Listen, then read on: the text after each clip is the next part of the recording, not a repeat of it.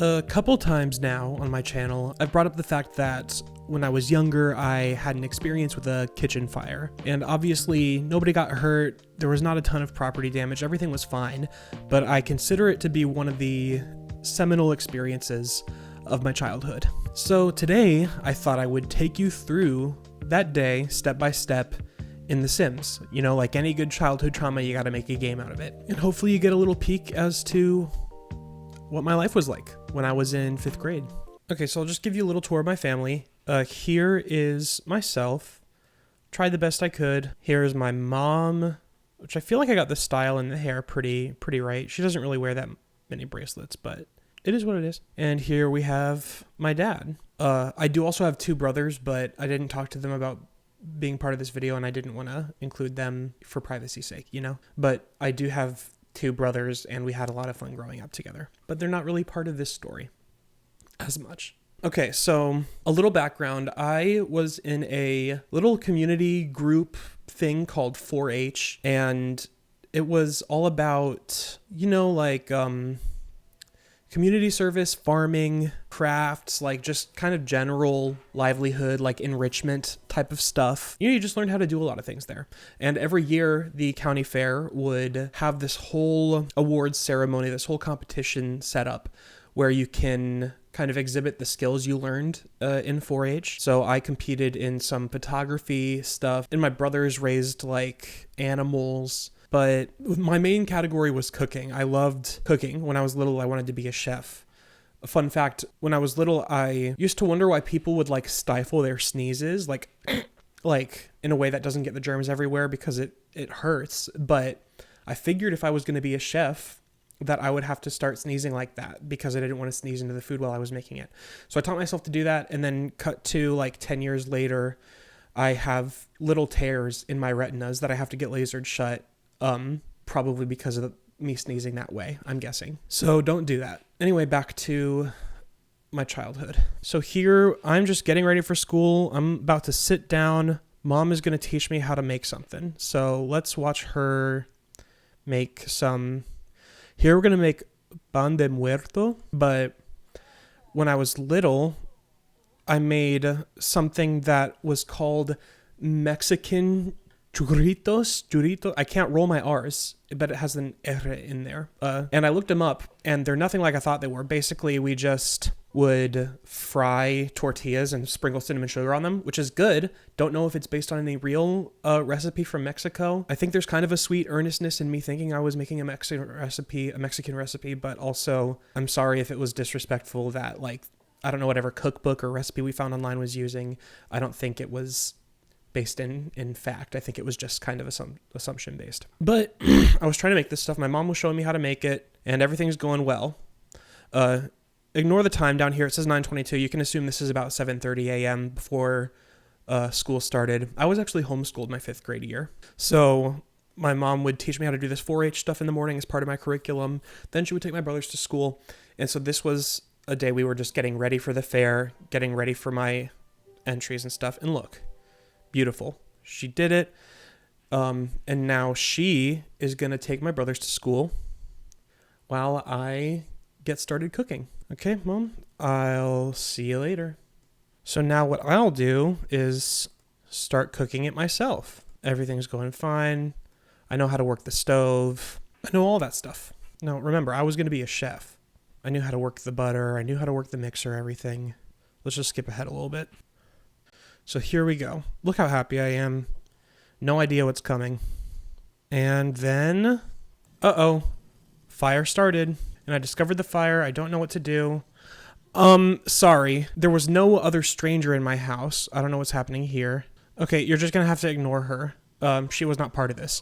But anyway, here I am panicking. So now I actually run outside. Fire department shows up. Very tense. My dad actually came home from work. And in reality, my dad came home, went inside, and by the time he had got there, the fire was pretty much out. He was able to blow it out, which was, I mean, good for him. Some stuff that I cannot convey here. One, this microwave was above the oven, and it started melting. Let me just give you the play-by-play. Microwave started melting. The fan inside the microwave started making a really scary noise. And then that's when I grabbed the phone, ran outside. Well, I called my mom first. She dropped my brothers off at school, told me to call the fire department. I called them. They said, just a minute, ma'am, we'll be on our way. And, I didn't like that they called me ma'am, but I knew there were more pressing matters, so I didn't fight them on it. And then they passed me off to another guy who was super helpful, super nice. He stayed with me on the phone until the fire department got there. But my dad got home before the fire department because my mom had called him, and he went inside and the fire was pretty much out. But by the time the fire department got there, there was smoke everywhere and all that fun stuff. So here I'm going outside the house. Fire department's really happy with themselves. Next time, try to be a little more careful, okay? I was careful. I was very careful. Grease fires can happen to anybody. And now I know that there are a bunch of easy ways to put out grease fires, but I was in 5th grade all alone, didn't know what to do, okay? My parents didn't know how big the fire was. The safest thing for me to do was to get out. Now, of course, grease fire happens, throw a wet towel over it, have some baking soda nearby, don't move the pan, a bunch of stuff like that. So that's that. Now, the fire department's leaving. I can have everyone come back inside. My dad tells the fireman goodbye. She better not come back in. I don't like the sunglasses. She looks like she's trying to hide something. Look how mad I am, Dito. So this is where the real fun is. I have this food out here on the counter because in real life, my food in the pan in the grease fire, my food survived, and I'll show you, and I'll tell you more about that in a minute. So mom comes inside. Let's have mom come over here. Let's have Hank come over here. And then next what I'm going to do is I'm going to take a picture of Hank in front of the fire with my food. So there's the photo. I have a little bit of an attitude, but that's okay. And a little surprise for you is this photo is based on one from real life. You can see that the food still looks pretty good. It's a little dark, but what do you expect? It caught on fire. I don't know if you can see it. I don't think it really captured, but my eyes were a little red and dry from the crying. Microwave is destroyed. Stove is destroyed. And that's about it. We did have to have people come in and repaint pretty much the whole house. The house smelled like burnt plastic for like a month and a half, but I learned a valuable lesson that day. And then I don't know if it's because of this or not, but within the next year or two, my passion for cooking just kind of went away. I still have a slight interest in it, but it's not what it used to be. But like I said, I don't think that's really related to this. Luckily, we were able to replace these things. We got a bunch of new stuff as a result, so that was good. And everything is back to normal.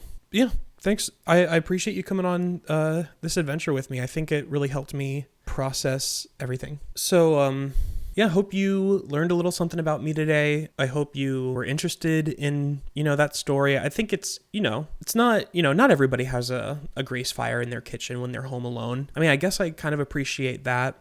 I'm sure grease fires can be scary for children, but honestly, you just got to know how to put it out. You just got to act quick. Don't move the pan. I'm happy I didn't try to move it, because if that oil would have spilled, it would have been really bad. But thank you to my dad for putting it out, and the local fire department for coming out as well. Sorry there wasn't more for you to do. If you like what you see, please feel free to subscribe. I post new videos every Monday and Thursday, and feel free to check back. It's free. It doesn't cost you anything to subscribe to me. It's YouTube. I don't have ads on my channel right now, so enjoy that while you can. And thanks for watching, everyone. See you later.